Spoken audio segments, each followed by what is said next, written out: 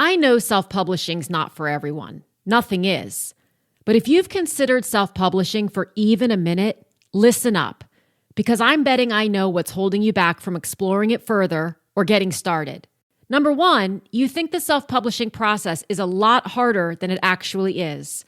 And number two, you're understandably afraid of doing it, air quote, wrong. So I've created a new free resource for you. It's called the Self-Publishing Starter Kit, and you can get instant access to it by clicking the link in the show notes or visiting publishaprofitablebook.com/self-publishing 101. In this free training, you'll discover the exact 4 steps to focus on and mistakes to avoid so you can publish an incredible book that's indistinguishable in quality from a New York Times bestseller without overthinking, overguessing, or overspending in areas that won't make a difference.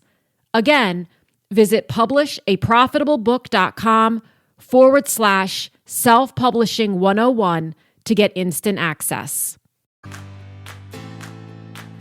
Welcome to the Write the Damn Book Already podcast. My name is Elizabeth Lyons. I'm a 6-time author and book editor, and I help people write and publish powerful, thought-provoking, wildly entertaining books without any more overthinking, second-guessing, or overwhelm than absolutely necessary.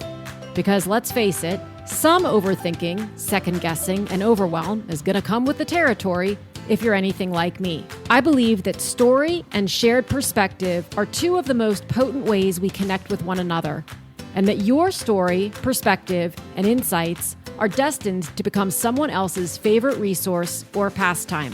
For more book writing and publishing tips and solutions, and plenty of free and low-cost resources, visit publishaprofitablebook.com.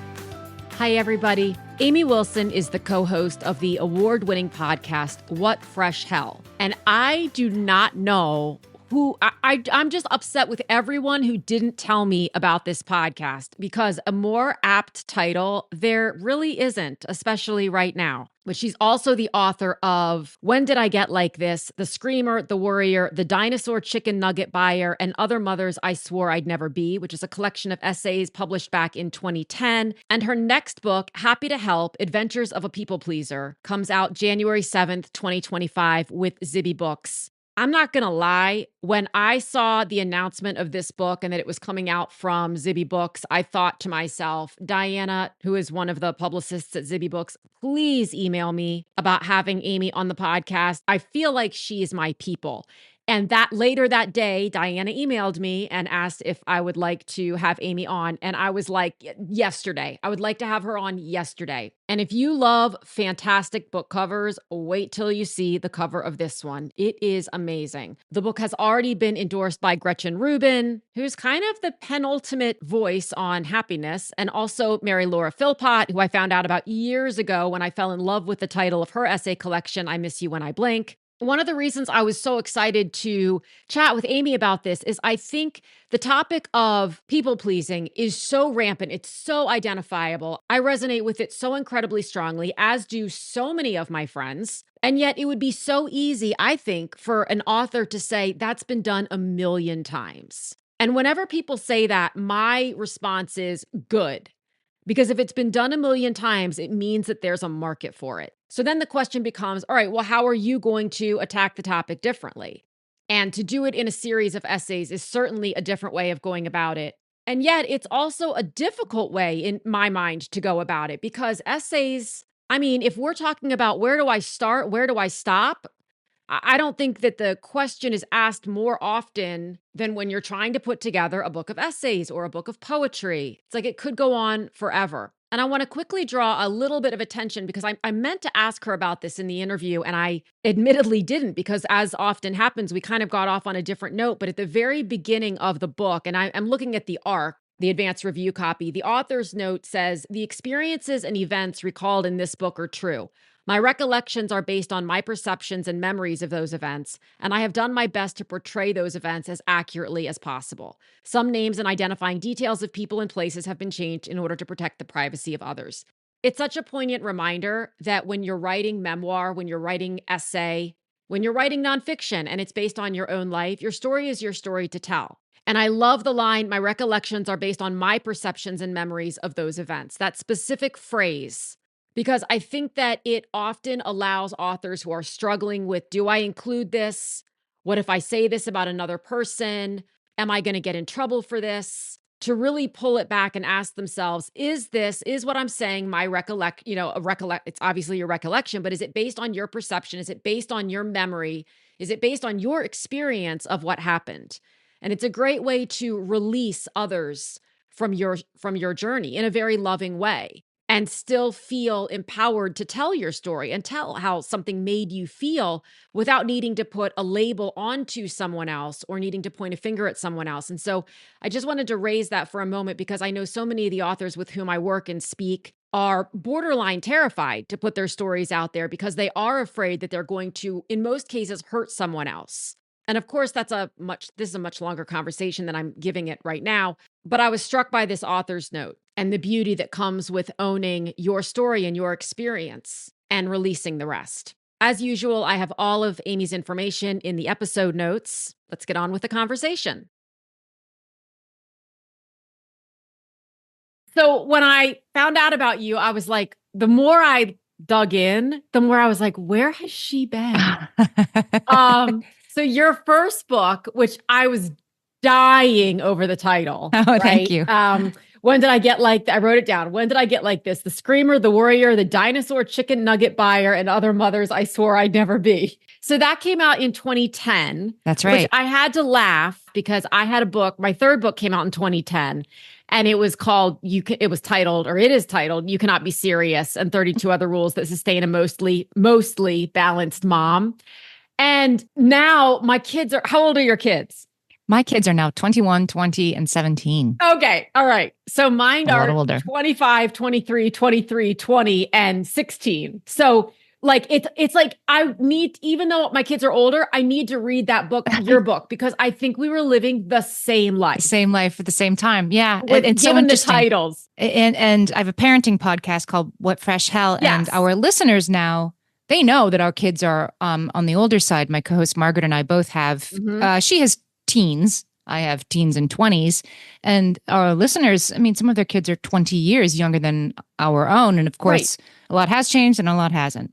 So, okay, let's talk about that for a second, because what's interesting is, are you okay talking about that book too? Sure. Okay. I love to just talk about the whole process. Of writing, right, as opposed to necessarily like the content of the books, which people talk about a lot. And I love that too, but so many people are doing it. So do you find, how has that book aged?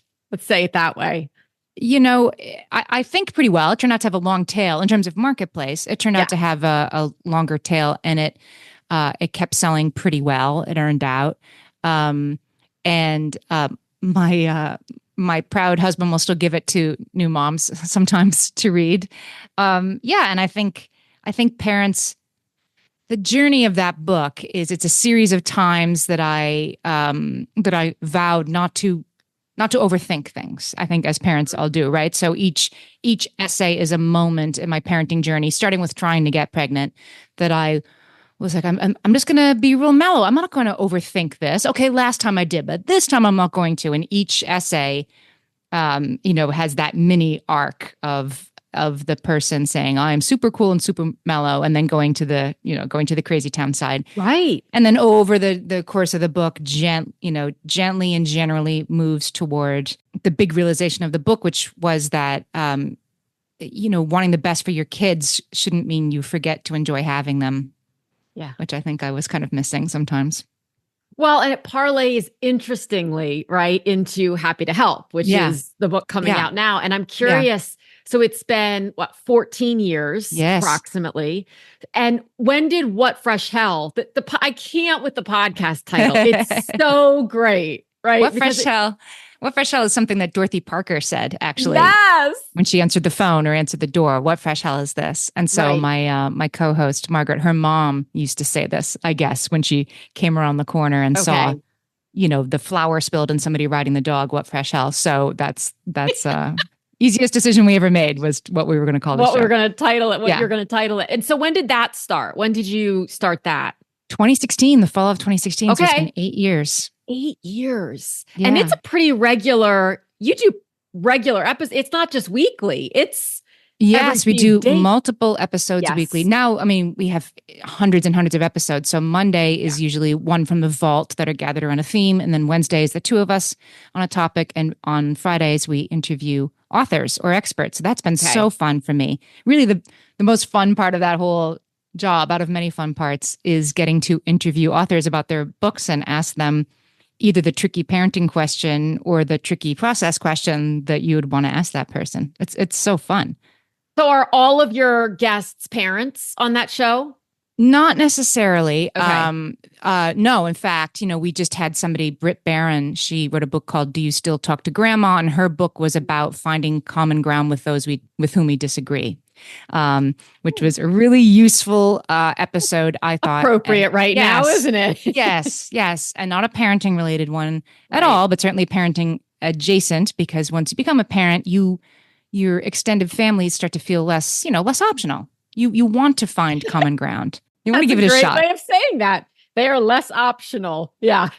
I love it. Yeah. I mean, anything's possible, but you want to find common ground. So anyway, that was a great conversation. Yeah. And just to have that opportunity to bring ideas to our listeners and engage with the authors myself, it really it tickles my brain in a good way. Let's take a quick break. If you're just getting started on your self-publishing journey, it can be overwhelming to consider all of the tasks in front of you. Even if you've been listening to podcasts and reading and watching videos on how to self-publish, putting all the bits and pieces together while worrying about whether you're doing it correctly can be quite stressful. It helps to have a clear list of action steps so you're confident in exactly what you should be doing first, second, and third. Luckily, I've outlined all of this for you in my program, Publish the Damn Book Already. And for a limited time, as a podcast listener, you can get 25% off with code AUTHOR25. This course provides you with a step-by-step blueprint to a published book that is indistinguishable in quality from a book published by the big guys, while saving you time, money, and excessive handfuls of stress-relieving salt and vinegar potato chips. We tackle everything from how to find an incredible editor to partnering with a top-notch and reasonably priced cover designer to uploading to distribution channels like Amazon, bookshop.org, and bookstores. If this is going to be the year you finally get your book published, head on over to publishaprofitable.com/publish and get started. Remember to use code AUTHOR25 to get 25% off. So how did you evolve over the years from the first book to feeling like, you know what, now I think I want to do one on people pleasing, essentially, which is such a relatable, whether you're a parent or not, right? It's such a wildly relatable topic. It was important to me that this one not be a parenting book and not be exclusively, not seen as exclusively a mommy book, because my kids are older and because I wanted it to have a broader appeal. So I certainly wrote it with the female reader in mind, but I was very talked to the publisher all along about, like, I don't want it to say mom on the cover or indicate mom or even use sort of, pink, too feminine colors. I want it to be a book for everyone that certainly speaks to women. And part of the reason was I think because I've been doing the podcast for so long, I've seen so many takes on parenting, and I feel like I have covered that so fully. I wanted to explore something else, I guess. I love that you said that, because for me, like, my first two books were about parenting twins, right? Well, not right, as though but anyway, in the first year and then in the toddler years. And then the third book was about being a parent. And so after that point, so many people were like, well, when are you going to do the preschool book on twins? When are you going to do the high school book on twins? Oh, is the entrepreneur book about being in all these things? And it was like, it's not that I'm done talking about being a parent. I don't think that will ever not be part of my personal experience, even though my kids are all older now. I mean, they're 16 all the way up to 25. Of course, it's part of you. But it's like, at some point, I really resonate with that. I wanted to shift the conversation that I was having. I don't know if it's it is away from, but it's not to ignore it. No. It's just a different, I guess what I was wanting to say at a certain point, and I'm curious about your perspective on this, was I have this perspective and I'm a parent, Right. not as much. Right. Okay. Right. That's right. And parenting certainly intensifies who you are. It turns you into more of the person you always were. And it's sort of this thunderdome where you're trying to apply the things that have worked for you up until now, some of which are maybe dysfunctional, but they've certainly worked. And then I feel like this, Right. but not anymore. So that's kind of what the first and Right. second books are about. I wrote a second parenting book. I wrote a proposal and Okay. sample chapters and everything. And it was going to be about parenting kids 7 to 14. That was my sort of, follow up. Mhm. And I got good feedback on the manuscript, but people felt like it was an interesting, situation bumping up against the marketplace. There are no books for parents of kids this age. And I was like, I know. That's why I wrote this one. No. That there is no shelf for this book means this book wouldn't work. So we Exactly. can't sell it. There have to be other books like your book. So I learned that lesson the hard way. Then I was invited by my agent at the time to write a novel. And so I did NaNoWriMo, and I bought all these books on how to write a novel. And I spent 3 years writing a novel. And I wrote it. It was not, when I finally finished it and sent it to my agent, I think we both agreed it needed so much major surgery that the patient might not survive. It was really like, okay, I've learned to write a novel. That's really hard. And it just didn't work. What do you think is what was the difference for you? Because I'm in the same boat right now. I'm working on my first novel and it really is different. To me, I think a lot of times people, including authors who have only written in one genre, think a book is a book. If you can write this book, you can write that book. What for you was the big difference between nonfiction and fiction? I talked to Jennifer Egan about this, believe it or not. And she said, I just can't believe you write these essays. And she's, a very famous novelist. And I'm like, I don't know how you do that.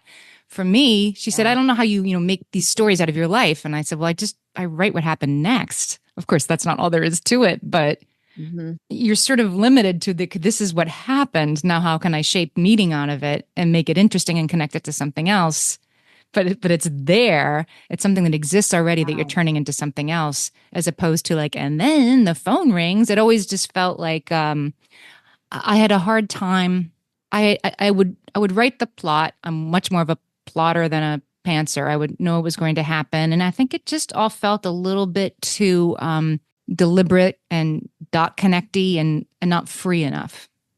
That is interesting.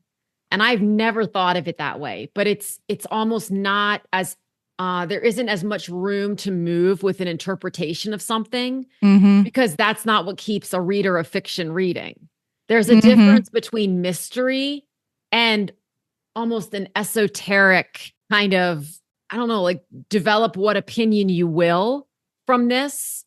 Yeah. But as someone who's writing fiction, you do have to have these concrete plot points. Yes.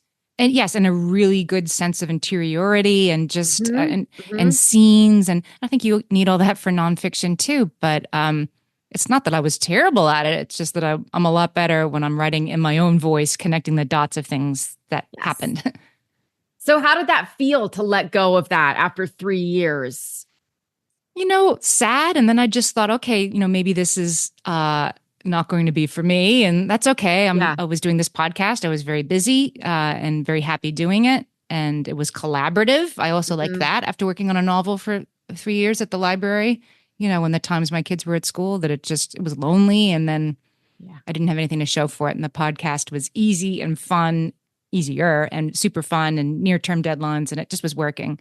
And then I got to be on Zibby Owens's podcast because I ran into her at a party, I think. And she had read When Did I Get Like This?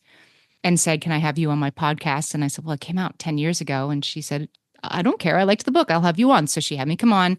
And then out of that, she was just starting her own publishing company at the time, asked me, do you have any ideas for why haven't you written a second book? She asked me. And I said, well, it's a long story. And we talked about it. And she asked me if I had some ideas. And we kicked some ideas around. And she ended up hiring me on a very quickly written book proposal to write the book that became Happy to Help.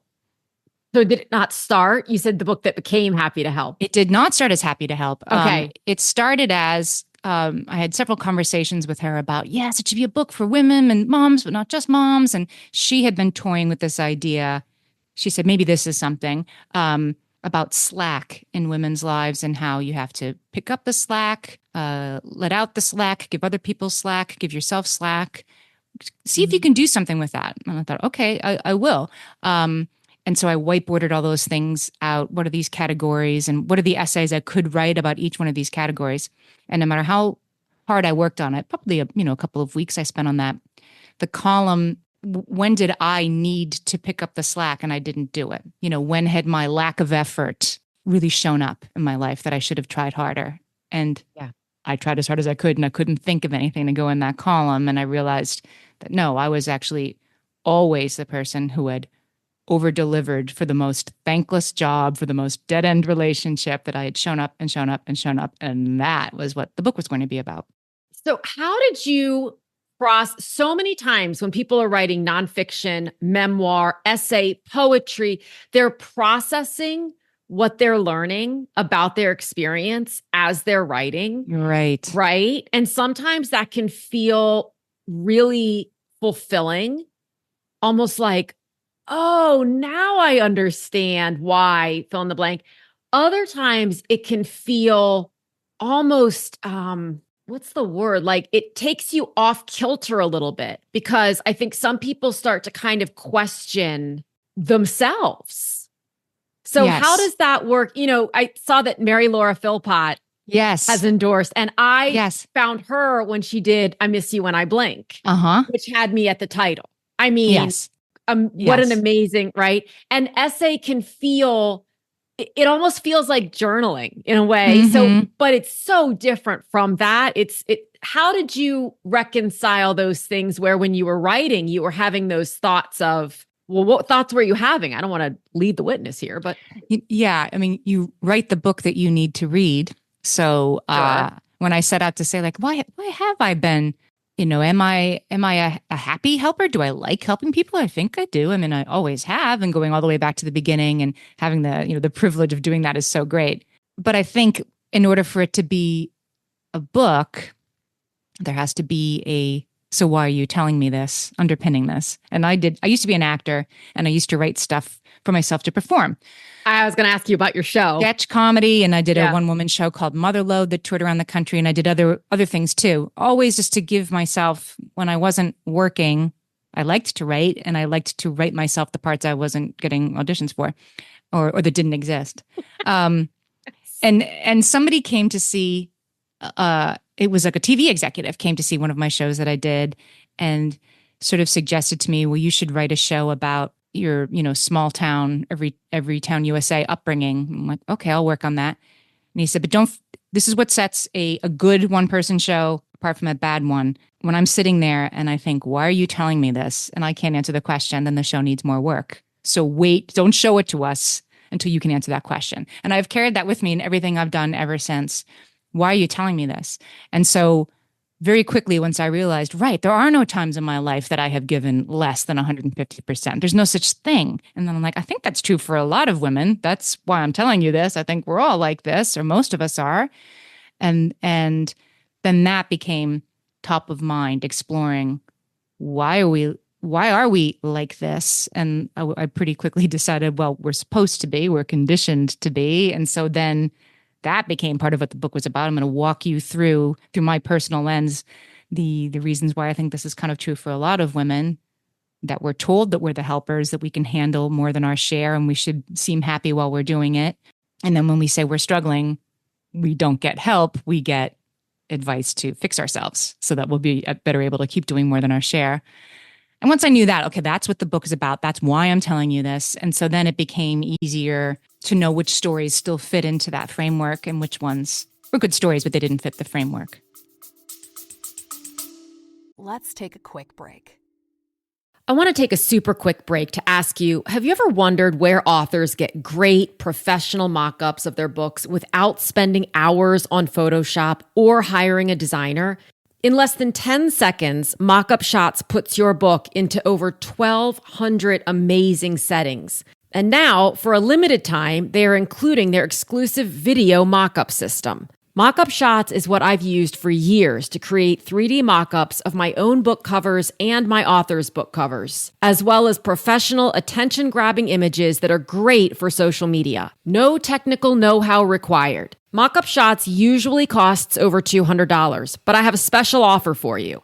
It's faster, has more features, more images, and is getting better every day. They're celebrating this new and improved Mockup Shots by offering a 60% discount on lifetime access with lifetime updates. It's a great way to get an unheard of price on a product that will get eyes on your book, increased sales, and that you will end up using all the time. You can get this limited time offer with the link in the show notes. And now back to regularly scheduled programming. And that's such a challenging aspect of any book, but specifically nonfiction and essay is kind of putting things aside. Did you have any pieces that you wrote and ultimately deemed this doesn't go in the book? Yes. Yes. I think most of them ended up staying in the book, but by changing the timeline, it's not chronological. It jumps around quite a bit. With a purpose, with a trajectory. The character's trajectory is not, chronological, but there is one. And by changing the trajectory and moving realizations sooner, even though they happened 2 years ago or something, it gave the book more shape, and it also took out some of the heaviness. There's also times in the book where I talk about some pretty serious, more chronic than dangerous, lots of uncertainty, medical stuff. For my kids that I had to walk them through. And all the helping in the world, has its limits when you're dealing with a confusing chronic illness. And I needed to write about those parts. They seemed very important to me to the story. I didn't want the whole book to be back of toilet mom LOL humor. I wanted it to be more weighty. Sure. And yet these weighty parts needed to earn their way into the book. I mean, they did to me, but then I had to go back and make them feel a little bit lighter, a little more of a piece with the rest of the book. And so I think I ended up editing down a lot of those parts to be less explanatory because it didn't really matter. It matters the feeling. Everybody gets it. Your kid's sick and you're not sure what's wrong. Okay, I get it. I don't need to know 3 pages about, types of medications. Correct. And how did you decide, okay, this is done? Because that's also such a hard thing. When you work with a publisher, it's not just your decision, right? Of course. I spent about 10 months on the first draft from okay, go write this idea to handing it in. And after a couple of months, they came back and said, okay, you're going to do a developmental edit. We've hired this developmental editor for you. She specializes in essay collections. She's tremendous. Her name is Andrea Robinson. So then I had to wait 3 more months for her editorial letter. It came. It was incredibly long. It was, I read it and thought, darn it, she's so right. And now I have to do all of this work, right? It was like a 10-page, single-spaced, you're off to a good start. Now you need to fix these huge major things. Yeah. And I had to do it, right? And that took another 9 months to do the second edit.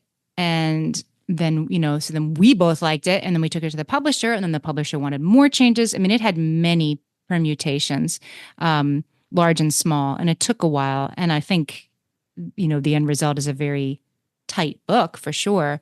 But yeah, you have to kind of take your lumps as an author and have that moment, be mad. My book is perfect. Right. What do you mean? Right. And then exactly. Okay, right. Do that. Now put it aside and do the work. And that's the thing, I think, is that as authors, when we get the edits back, we instinctively, or I don't know what it is, we want it to be perfect. We want there to be one little mark here and one little mark there. Right. But what I'm often sort of recommending is you don't want that because nobody, that means that the editor really didn't look at it. Right. You want that. Were there any pieces that you found yourself fighting for that maybe were recommended to come out or shift that you thought, no, I really want to keep that the way it was or is? Yeah, I think that the hardest thing was that it did sort of take a turn for the sad. And I guess the other thing I will say is it took a turn at times for the TED Talkie that I had done Oh. some research, for each essay. What is perfectionism? And it seems to be kind of gendered. Let me do some research on that. And so I would do the research, and then the research would be in the essay in a way that I hoped was skillfully woven. And now when I look back, I can see that they were correct. There were times that it all of a sudden turned into a different kind of book, and then it went back to the old way. So even though at the time I felt like this research has to be in here because it's important to sort of underline and endorse what I'm saying, I could tighten it. I could make it more conversational, or there are places I could just cut it out. And you're the author. They'll believe you when you're saying these things. You don't need to say, and some other experts said the same thing. So I ended up taking not all of it, but a good deal of that back out. And that's interesting because I find, especially when writing nonfiction, there can be a huge tendency to lean on what other people have said because we're not entirely confident yet in what we are saying. Yes. So it's almost like we're like, see, this is okay. This is okay to say. This might very well be true because these other renowned people have said this. Right. Anne Lamott said it too. Right. Exactly. Right. It's like, no, you don't need her. Hey, you can say, if Anne Lamott has said it, it is clearly right. Right. I mean, it's so then did you take with both books, with all of your projects, do you take comfort in having that editorial partner to say, okay, it's done. It's ready to go. Like, how do you navigate that moment of thinking, okay, it's good enough? Because we both know it'll never be perfect. Right. And do you go back ever and read and think, why did I say that? Or I could have said that differently. Or I didn't say, why didn't I include this story? So how do you this had such a long road because when I started writing it, I was really starting writing it. I didn't work on it for 2 years and then queried. Right. So it felt like a long journey. So I think I was ready for it to be done. I just recorded the audiobook last week. And you did it yourself? I did it myself. Okay. With a audio engineer, but I'm reading it, and it was really fun, great experience. Yeah. And of course found like one typo here and one typo there, tiny things, or just tiny, why did I say it that way? Right. Or why didn't, and that was a moment where it's like, okay, it's maybe someday it'll be fixed. May I have multiple printings and they'll be fixed. And some of it is just, it doesn't need to be fixed. It's just done. It's out of the oven now. Right. It's not wrong. It's right. I could have said blue instead of aquamarine. Like it's not right. Yes. I find when reading, and I often recommend that authors read their work out loud because there's something different that happens when you read it out loud. And you, not only do you catch obvious errors, but you catch when you yourself are tripping over your own words, then it's possible that you don't trip over them when you're reading them with your eyes, but when you're saying them out loud, you trip. And that can sometimes be an indicator that the reader might trip, right? It's a little bit of a different experience. Yep. And especially for nonfiction, memoir, and essay kind of thing, I read it out loud several times as I was working on it because then it also made sure when I was trying to cut out the research and making it not sound too TED Talky, I could find those portions more quickly and definitively when I was reading it, right? All of a sudden was flipping into literally another voice. Oh, okay, I can fix this. Yes. Did you ever have moments while you were in the middle of the writing it, either with this or with your first book, but where you thought, why am I doing this? This is dumb. Yes, I did. Yeah. Okay, so tell me about that. Sure. I mean, definitely when you get these big edits and you have to start over and you think you're done and you have to put months more, even though, like I said, it was, good advice and correct.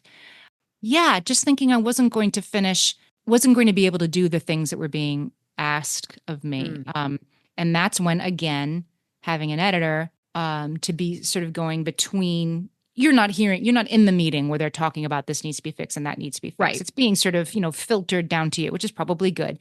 And then your editor can sort of be your ally. I was told that I think it was because I had some heavy stuff in there. So it was like, cut the heavy stuff and add lots more light stuff. And I didn't want to, I didn't want to do that. And so with my editor, we came up with a compromise where it was like lose some of the heavy stuff, which is going to be half the problem, and then add like some light stuff. Uh-huh. You're going to add it here and you're going to add it there. And again, I was like, I can't do it. I can't do it. And she was like, I think you can. I think this is like 5 pages. I think it's not very long with this, what's going to be added here. And she was right. Of course she was right. Right. So that was my big crisis of confidence that she walked me through. Yeah. Was it different in a maybe a good way or not so good way to have the pressure of basically having a book deal before you had written the book and therefore kind of having the timeline? So you've got a shortened timeline, right? You don't have in an indefinite period of time to think about, do I want to write this? Do I not want to write this? Should I write today? Should I not write today? But at the same time, you have that pressure of, I've got to turn this book in on such and such date. Yes. And I think it really helped me. I mean, You do? I am an obliger, and I used a burn up chart. You used a what chart? A burn up chart. So Serena Bowen is my friend. She's a romance novelist. That's her pseudonym, but she uses software. We have other friends who use notebooks where I knew I needed to get to, 75,000 words by December 1st. And so that meant, and I had the overall goal, and that meant I was going to write 14 essays that were each this long. And I broke it down and I put in the data each day, and it really helped keep me going. And I also built in, I'll be on vacation this week. I was sick that day, whatever. And the software would actually like change my goals, but it kept me on track. Anyway, I handed it in. I was just talking to Zibby about it now, that she said, I can't believe you did it. I was, well, of course I did it because you gave me the chance. She said, yeah, but people don't do that. You give them like, go write a book and here's the deadline. They don't come back with a book. Right. You did. And that's, I guess, the kind of person I am. I was like, what do you mean? What do you mean I didn't? I said I would. So I did. Well, I think exactly. Tracking it in that way it makes so much sense logically, like just divide out your words. It's like a bill. If I have to pay $1,000, divide it out over the number of months that I have to pay it and then know how much to pay. It makes all the sense in the world. But for some reason, some people's brains just don't work like that. And I have a friend, Sam Garcia, who wrote a book last year titled Regenerative Business, and it's nonfiction. And she had this spreadsheet and it blew my mind because it was like, it had all these macros and calculators in it. And every time she wrote, it would let her know. And I think in her own brain, that allowed her to see herself getting closer to the result. Right. And for me, my question for Sam was, do you ever worry though? Okay, you just wrote 2,000 words, so you're 2,000 words closer. Are you ever like, yeah, but those 2,000 words might be crap. Maybe they air quote don't count. But they do count because they're still words. So I think that's what it is in that NaNoWriMo kind of way. They're words, right? You wrote your pages today. You wrote your words today. And it wasn't very many words. I mean, I might have written 1,000 words a day. I basically wrote a page a day for a year and got to a book. Yes.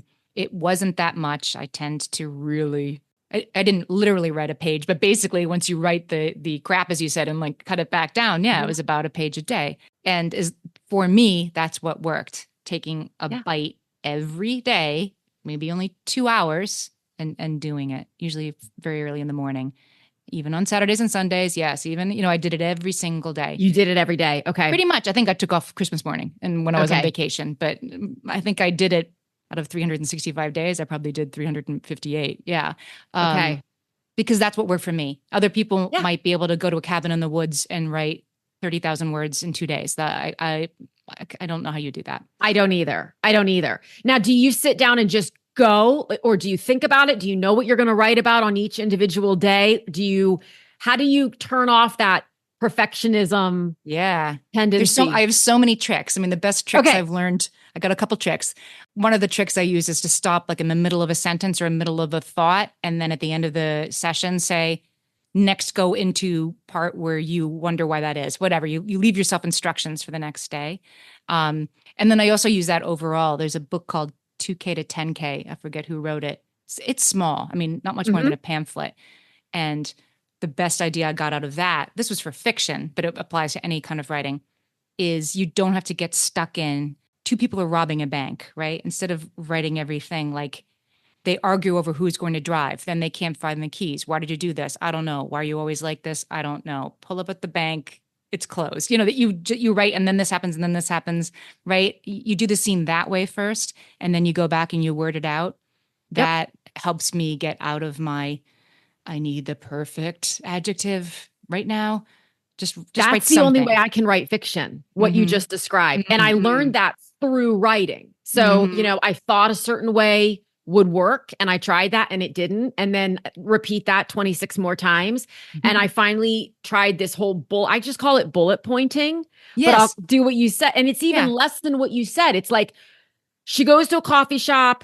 She leaves the coffee shop. Like, it's absurd, because you'd be like, well, Liz, what the hell happens while she's in the coffee shop? I have to force myself to go, I don't know, I'll figure that out later, because I'm trying to rush to the end. And my friend Neely Tubati Alexander, who's just written her fourth, if not fifth novel, says that all the time. Liz, rush to the end, just rush to the end. And is that kind of your approach? Yes, I think it's helpful. And then you don't want too much detail, right? Because you do want to give yourself the coffee shop, like, oh my gosh, and she walks in and the cousin is there, and that's where she meets the cousin. You solve a problem, right? It just falls into your lap. That does happen.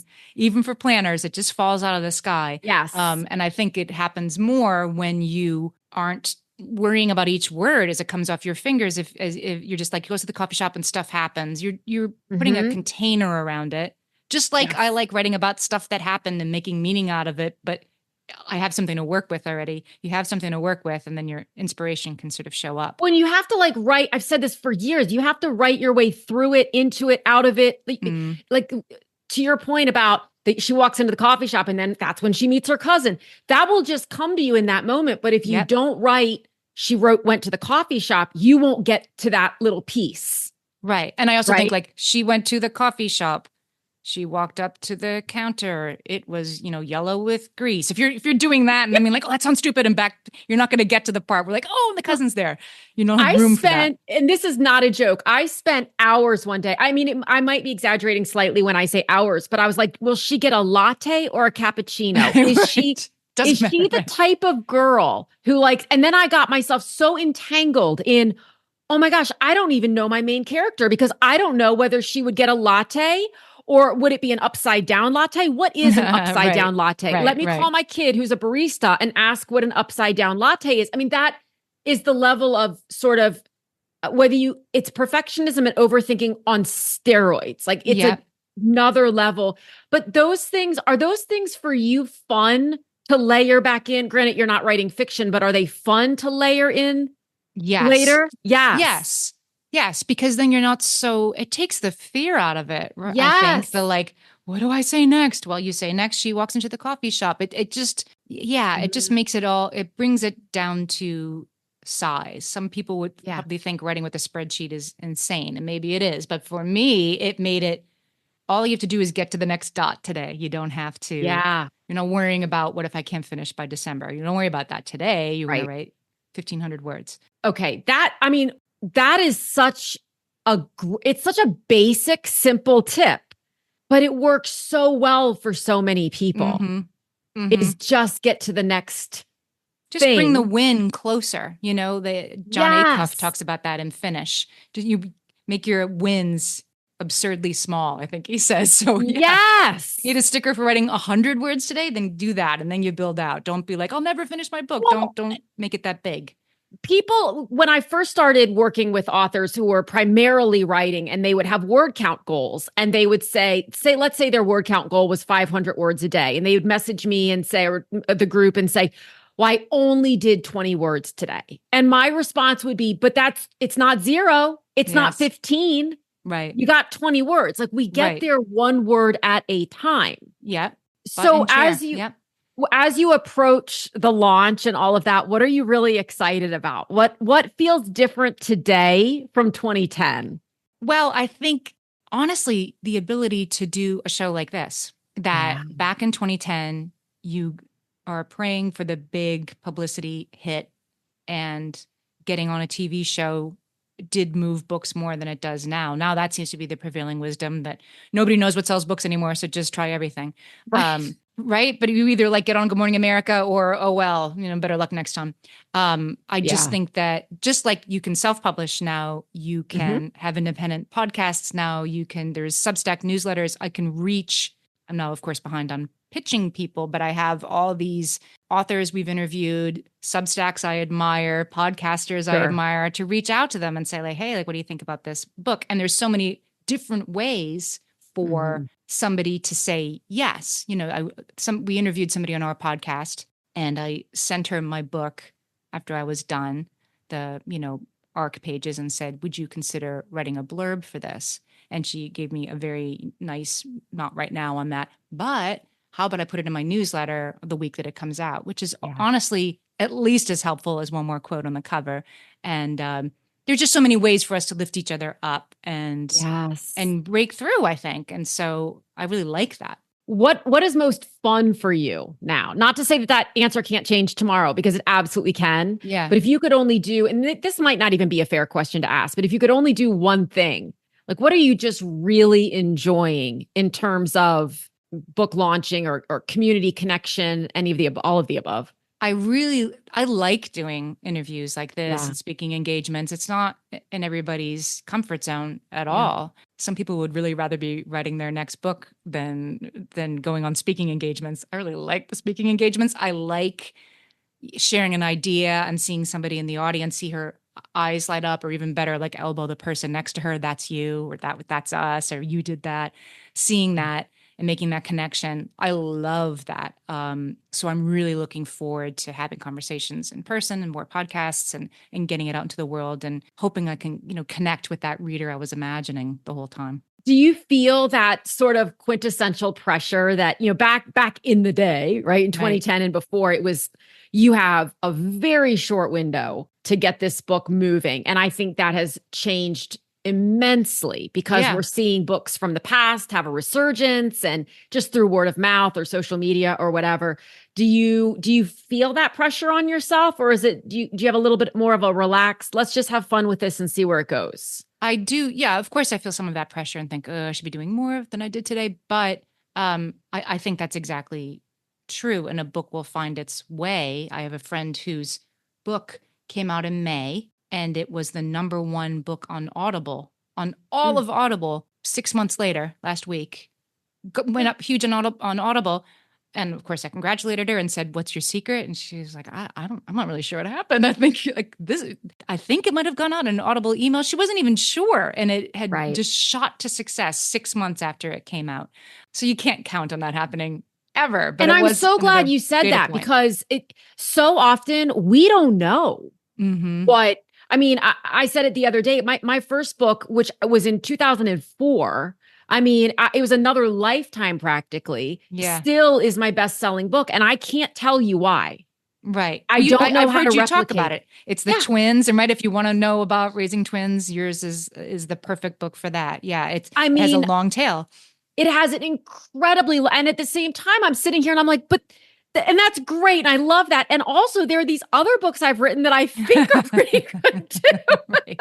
And I can't say why, Yeah. So I actually like that I can't explain it, because there's no pressure on me to help someone else. I don't know. Mm. And by the same token, sometimes people will go on, let's say Good Morning America or the Today Mhm. Show, and they think that is going to be the kicker, and it doesn't really move the needle. Mhm. Or we just don't know. And for just me, don't know. I love waking up every day, not every day, but most days, and being kind of wondering or recognizing, God, anything could happen today. Yeah. Yeah. And it's freeing. I think you have to let go of expectations a little Yes. bit. And, like with my first book, it ended up having a long tail. I ended up meeting people. I ended up 15 years later going on a podcast to talk about it that led to my second book deal, the most roundabout way to writing a Right. second book I could ever Right. have imagined. And so I think that has helped me be sort of, I wrote this book to make the reader feel seen and feel better about herself, and she's going to find it. And when that happens, then it's been successful. So, last question I always ask, what are you reading right now, or what have you read recently that you really loved? I'd love to know what the Audible was that you mentioned. Oh, it's The 5-Year Lie by Serena Bowen. Okay. She is a romance novelist that recently, this is her first venture into writing thrillers. It's a really good one. I didn't listen to the Audible. I read it. It's great. So if you like thrillers, I was in search of a book that was really unputdownable. I like reading a lot of nonfiction, and I do for the podcast. We're always interviewing authors in the podcast, but for pleasure, I wanted that book that I just couldn't put down. And I read The Bee Sting by Paul. Let me see if I have it behind me. Nope, I don't. The Bee Sting. I'll look it up. The Bee Sting by Paul. First name is somebody. Paul. He won all these prizes, and he's an Irish author, and he won all these prizes in Europe for this book. And it's a family novel, 4-person family, same series of events told from each of their points of view. Ooh. Sad, but super funny, and that only Irish can do this way. And just, I couldn't put it down, even though it was a total doorstop. I loved these characters. I can still like see them in my mind's eye, and loved that book. Yeah, that's an amazing, I don't think I could really write in that many points of view.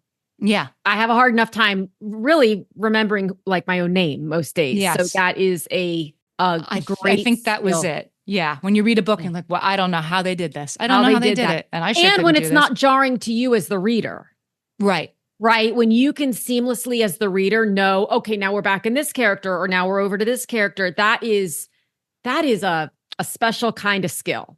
He did something with punctuation. If you read the book, you'll see one of the characters, he removed all punctuation, and he must have written it with punctuation and then removed it. That must have been what he did, because I can't imagine writing without punctuation at all.